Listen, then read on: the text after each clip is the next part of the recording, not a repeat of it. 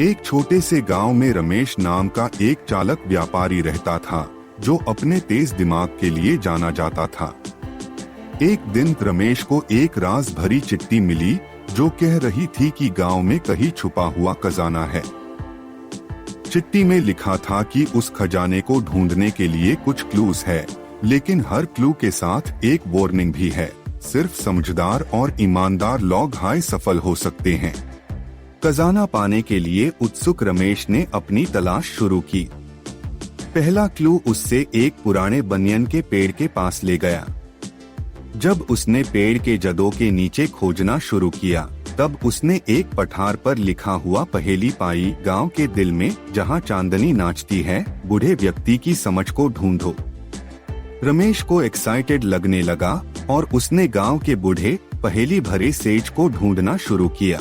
Says ने रमेश को स्वागत किया, लेकिन एक और पहेली दे दी। खजाना उस जगह है जहां सच्चाई खुल जाती है, सोना नहीं बल्कि शिखा हुआ पाठ।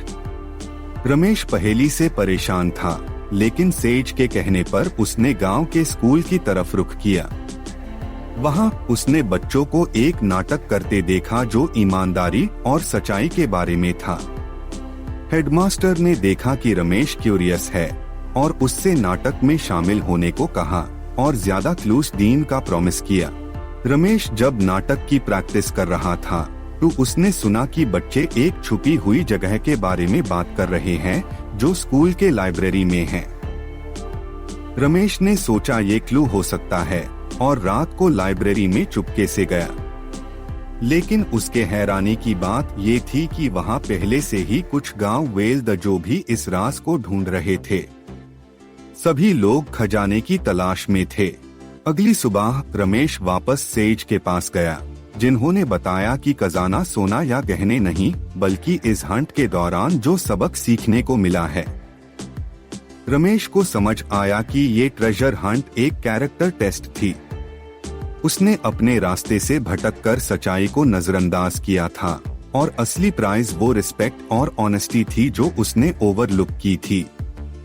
शर्मिंदा लेकिन एनलाइटेंड, रमेश ने गांव वालों से माफी मांगी और अपने तरीके बदलने का वादा किया। ये कहानी गांव में फैल गई और रमेश एक बदला हुआ इंसान बन गया। उसने अपने व्यापार के स्किल्स का इस्तेमाल लोगों की मदद करने के लिए किया और कम्युनिटी में ट्रस्ट बना लिया। गांव वाले उसकी ट्रांसफॉर्मेशन देखकर उससे माफ कर दिए और उसके नए नजरिए की सराहना की। एंड में छुपा हुआ खजाना वाकई में मटेरियल नहीं बल्कि वो मोरल वैल्यूज थी जो रमेश ने सीखी थी, जो उससे सच में खुशी और रिस्पेक्ट ले आई। और इस तरह गांव एक नए यूनिटी और ऑनेस्टी के सेंस के साथ फिर से जीवित हुआ, सब रमेश के इस बदलाव की वजह से।